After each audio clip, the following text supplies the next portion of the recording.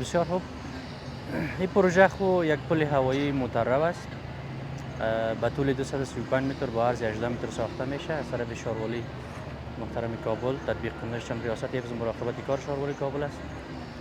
انشالله با ساخت این پل اما ازدحام و بیروبار ترافیکی در ساحه افغانان است حدود 70 الی 80% او را کاهش میده و یک سهولتی بسیار خوب است برای مردم ما، اصلا برای موقعیت افغانان و ناحیه دوم مربوطش میشه.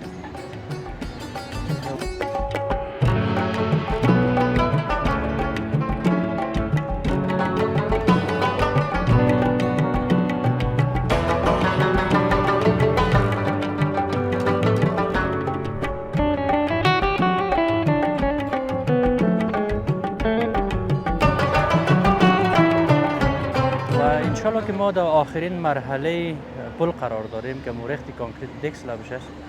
انشالله العزیز امروز بخیر کانکریت از این کلان فاینال میشه. فقط قسمتی باقی مانده از این که در ادامه شیروالا کار شده و کارش تکمیل است. بک فیلینگ است.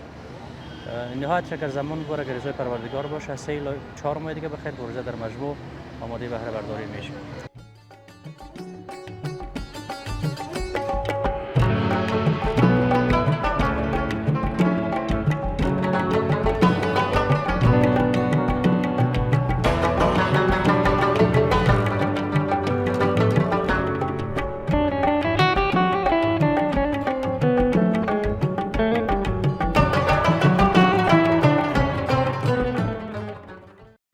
بسیار خوب. پیشتر هم یادآور شدیم مسئله را. ما در مرحله آخری در حقیقت قرار داریم که مورخت کانکریت دک سلابش است. بارختی از این انشالله که کار پل تکمیل است. فقط میمونه یک لایقیر که سر از این میاد. انشالله در ادامه که سرکا هستن امروز از یک جای بخیر خریدش میکنیم.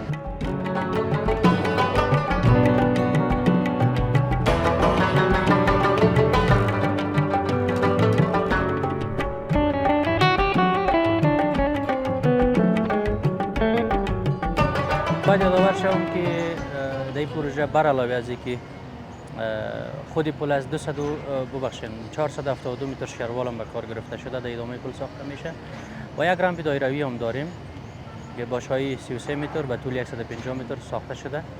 دیوارش کلا تکمیل است الحمدلله.